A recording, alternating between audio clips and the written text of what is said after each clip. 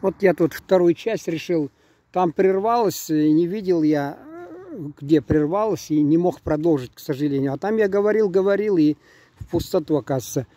Да, люди разных национальностей. Даже вот я сказал, что санэпидстанция Холоденко, украинец, по-татарски разговаривал, где он научился. Наталья, у главного врача Центра госсанэпиднадзора, по-татарски разговаривал, хотя русская. И на рынке вот я ходил, писал базарные вести, там базар постоянно, за что дали золотое перо.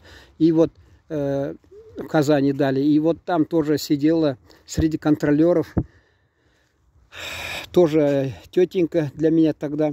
Я не верил, она сидит со мной на чистом татарском. Я-то подумал, что она татарка, она, кажется, чистокровная русская. Вот много таких моментов. Чуваш один был, вот я забыл, он по-татарски разговаривал. Есть такие, да, и на фоне татар, которые не знают родного языка, но это вообще уже тогда татары на их фоне, скорее всего, не знающие родного языка, и даже бахвальцы, которые, я не знаю, дескать, комично, мягко говоря, выглядит. Вот. У нас в родном селе просто не было дивом, что вот на татарском краю села и русские немало их владели татарским языком. И помнится, с моими братьями, у нас все очень много татар, на татарском краю, естественно, там. И как-то игрались они, и русский Шурик звали, вот как Демьяненко Шурик, а я вот запомнился, он, этот Шурик, и вот он татарским владел чисто, с детства он чистым. Его бабушка тоже по-татарски говорила, у нас приезжала из чисто татарского села, из другого района, Илекский район, село Озерки. Начало 19 века основано село, и там, значит, вот мамина сестра родная приезжала, которая совершенно русским не владела. И вот тетя Маша, царствие небесное, она с ней по-татарски разговаривала, и с нашей матерью тоже. Вот так вот это было, и Шурик этот приходил к нашему деду Исрафилю, и с дедом на чистом татарском языке разговаривал. Вот это было, да, было. Кстати, с семьями дружили, и во время войны родители признались. У нас семья была большая к тому моменту. Дочь была и несколько сыновей у родителей. Отец один работал, бригадир, хотя, но во время войны, сами знаете, как с хлебом. А тот был с войны демобилизован, инвалидом. У него там запорожец был, тогда он нас возил с младшим братом в мастерские, помнится. И вот он, у него, видимо, в представительстве совета с хлебом получше было. И они даже вот просто, дочь посылал он свою, тетю Нуру, замечательная женщина, царствие небесное. Она с караваем хлеба, спрятанным там где-то под шалью, несла нам это хлеб. И вот я еще хочу сказать, что родители через всю жизнь пронесли им благодарность. И у нас они, как-то я рассказывал, что если с клуба пришел и матери показывал, как в кино крестится, мама ругалась, отец узнает, смотри, говорит, тебе влетит. И, естественно, там православие, там, конечно, они не близко, скажем так, от православия были, но когда у нас, значит, Пасха была, и на татарском краю, я же рассказывал там неоднократно, с русской части села на Пасху не шли, потому что грязь непролазная, сами знаете, в апреле там. И отец, чтобы, так сказать, праздник у них не угас в душе, посылал нас и ласково так просил, сходи к соседям, вот именно к этим, не тем, да, другим, там несколько еще был семей, а говорит, скажи, сынок, Христос воскрес, хотя он там был имамом или муллой в селе, и у него там Коран висел, Коран, значит, там был, как сказать, вот, перемычки или что там, под потолком у него там Коран, вот, выше всего Коран там у него, под самой крышей. А он посылал, иди, сынок, Христос воскрес, скажи, и прочее. Вот знали языки. И я не удивлялся. А тут приезжает Татарстан, и, естественно, наверное, на фоне того, что люди не знают, хвастают этим, мне просто это потом удивило, что есть люди, не перевелись еще, оказывается. Это, знаете, вот на фоне того, что, понимаете, не было тогда популярным, язык не был популярным он. Тогда политика партии сводилась государству к единой общности советского народа. Народ, значит, и естественно, даже свои там татары просто игнорировали необходимость знания родного языка. А тут, положим, люди другой национальности, вопреки этому, знали язык и чем вызывали уважение, просто уважение вызывали.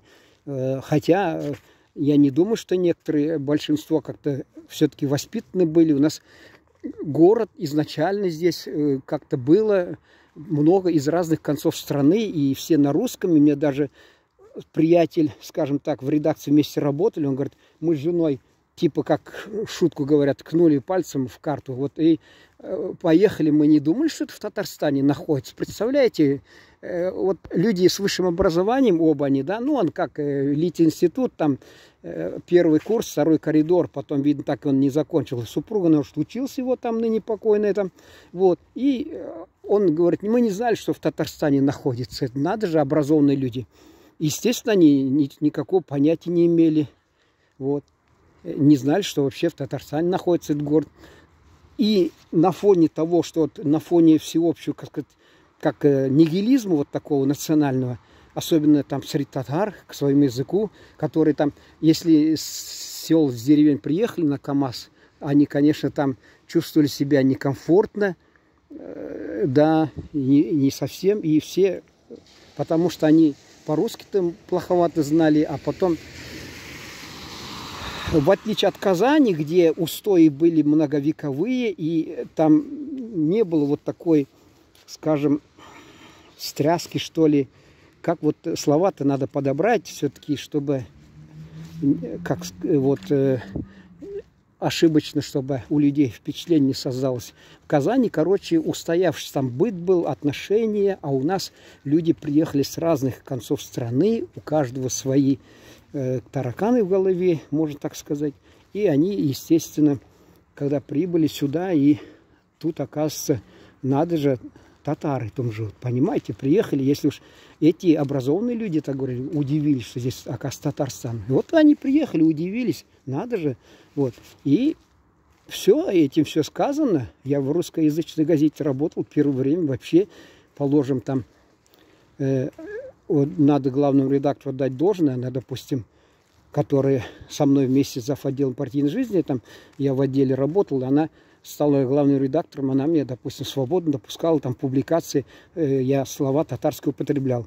А ее зам, которого она взяла, вот, значит, был партийный, вот, коммунист тоже, он, например, его там раздражало совершенно, раздражало его то обстоятельство, что я употребляю иногда в газете русскоязычные татарские слова, и я просто был бы, конечно, вынужден был с ним согласиться, но когда я съездил на родину, и я в отпуск увидел областную газету «Южный Урал», Оренбургскую область, там даже герб, посмотрите, области, сверху крест, а внизу полумесяц, что говорит о конфессиях, кстати, исторически. И вот там Южный Урал на первой странице областной газеты партийной, а тогда уже партия еще была или нет, не знаю, но, наверное, она как-то было что-то. И крупными буквами, там фотография мечети, и крупными буквами написано «Мечеть, мечеть, мечеть, мечеть-бар», есть мечеть. Вот. А этот тут мне, значит, хочет внушить, что в Татарстане, находясь, я не могу в русскоязычной газете употреблять татарские слова. Может быть, мне надо было слово «сабантуй» тоже праздник писать, не употреблять, праздник плуга и всячески избегать. Вот, до смешного дошло. Он, оказывается, просто у него негатив был. Хотя, вроде как человек, он вполне мне нравился, он спокойный, он человек рассудительный, но у него вывих, что ли, в этом отношении был. Странно, он, видим, вырос в иной среде. Вот. А редактора у нас главные, все-таки они дипломаты, и нормально пропускали все, и такое было. И вот, пожалуй, что я там прервался у меня, я шел, у меня как раз вот я в том месте шел у магазина и не заметил, что-то у меня там мысль хорошо бурлила, слова шли сами, и вот надо же, кончилось время у меня, я резко вынужден, вот потом заметил и не знал, в каком месте продолжать. Вот. И что хочу сказать. Сейчас, конечно, совсем иное отношение, но все равно какие-то, знаете, вот есть понятие такое, остаточные явления, да, кому-то не нравится, кому-то вообще что-то. Я не знаю, как к этому относиться, но больше всего это возмущает, когда соплеменники мало того, что не хотят, не знают, и еще это предмет гордости. Но смешно, нашли чем гордиться. Я просто на пальцах объясняю. Очень сейчас едут в Турцию, допустим, куда-то, и без знания языка. Ну ты родной язык-то хоть по минимуму запомни. Ты будешь говорить на родном языке, тебя поймут. Я когда поехал в 97 году, и на Кипре просто я себя прекрасно чувствовал, когда впервые оказался чисто в турецкой среде, там на гору слазил. Любил я все время, я в Тбилиси, там мост через Куру и пост ГАИ, там тоже любил, высоко гора, там залез, трудно слазить. Здесь тоже я залез, наши, которые были ребята, следом шли, они на 1/4 осилили эту гору, а я, значит, вот гору там есть прямо в деревне Ляпитос, горы высоко, я там залез, а потом с трудом, конечно, слез, спускаюсь и там увидел турецких братьев, там Ülker, я уже рассказывал в сюжете, что я им сказал, что у нас есть тоже Ülker, разговорились, и меня даже угостили, и молоком, который купили для бабушки своей, они тоже угостили и прочее. И говорил по-татарски, меня понимали в основной массе. Если сейчас я поехал, я, наверное, гораздо больше мог сообщить информации. И очень тепло приняли, и потом, когда я сидел, и уже стемнело, а я вот деревня большая, и не знаю, где находится. Даже водителю, потом этот хозяин сказал, отвези его, пожалуйста. И водитель, этот сосед его там сидел, друг, он меня посадил в машину, поехали. И он долго искал, а я владел немецким, а по-английски читать не умел. Я вместо night-клуб, nicht-клуб говорю. И отель Джелебрити говорю. Вот. Шато Ламбоза, Джелебрити, а рядом на задах там как раз найт-клуб, значит, ночной клуб. Он возил, бензина сколько сжег. И когда наконец он нашел, я так был благодарен, ему тогда $3, это хорошее было, потому что в редакции мы $150 в эквиваленте получали. Я ему $3 дал, он очень обрадовался. И я тоже сильно обрадовался, что я наконец вот в гостинице. И там даже девчонки с Казани с нами ездили, нас 10 человек делегации на 7-й Курултай международного объединения тюркской молодежи. Она одна даже казанская бросилась на шею. Видимо, настолько они думали, что все это, где я пропал. Вот что хочу сказать. Сидел и разговаривал на татарском языке. Меня понимали в основной массе. И вот я думаю, когда человек даже... Я говорю, татарин смешно, если он поедет, не знает родного языка. А часть русских, допустим, живя, знает. И они, как говорится, и питус, значит, хлеб, соль, допустим, основные слова. И то уже легче ему говорить. И они будут общий язык находить. В прямом смысле общий язык находить с людьми. Все-таки язык, мало язык говорит, а всем телом владеет. Поговорка замечательная. А язык тоже в основном вот это, который не материальный, а имеется в виду язык, вот, который как средство общения. Люди совершают большую ошибку, и самые в этом как сказать, непростительно то, что соплеменники у нас как-то считают, что глобализация, я буду английский. Так я вот по Турции, по Стамбулу шел, помню, Ефремов Александр из Москвы, он там в МГУ кем-то работает. И мы ходили, интересно, идем по улице, и надо какой-то там адрес, что он как в интернет зайдет, пытается, значит, там, как у нас, значит, навигатор, что ли, по нему не находит, а потом встречного там турецкий брат встречается, он ему по-английски. Тот пожимает плечами и уходит дальше. Следующий тоже. Следующий дальше, как в анекдоте. Ну что, ты знаешь, сколько языков, а толку-то? Вот то же самое, как в анекдоте. А я потом беру и татарский знаю, и на основе татарского турецкий там стараюсь переделать слова и разговариваю. Мне тут же да-да-да, и еще даже бывает, я же говорю, турецкие братья не считают за это за труд великий. 2 квартала меня обязательно пойдут, проводят. И еще я им говорю, Аллах разы олсын, чтобы Аллах тобой был доволен. И он так радуется, словно ты ему оказал какую-то услугу, да, а не он, значит, тебе. Вот настолько человек радуется, вот искренне. Вот, пожалуйте, все. Ну, если тема, я смотрю, кому-то понравится, мы будем продолжать. И если человек не хочет изучать, его дело. Но наше дело предупредить, что это такой, как сказать, багаж, который не тянет. Не тянет. Еще говорят, свое не тянет, там груз тащит, да свое типа не тянет, да. А здесь багаж такой. Он в какой-то момент пригодится. Некоторые люди просто не понимают. Ну вот, позвольте на этом завершить, потому что вот я там неожиданно прервалось.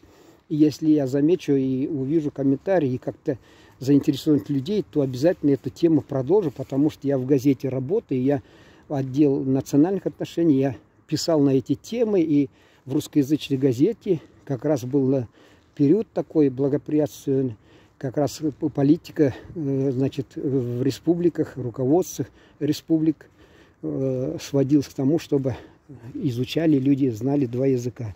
И, блин, здесь вода где-то, извините. Вот, и поэтому я даже где пройти не знаю. И поэтому, что хочу сказать, я если по комментариям там почувствую, что это, то, пожалуй, эту тему можно продолжить. И если кто-то из своих даже соплеменников пересмотрит свой взгляд, отступит от своего нигилизма в отношении родного языка, то считай, что мои вот эти вот колыхания воздуха словами, значит, попытками убеждения не пропали в туне и кому-то полезно, и потом, глядишь, он когда-нибудь оценит это и добрым словом, доброе слово, значит, хотя бы будет нам наградой его.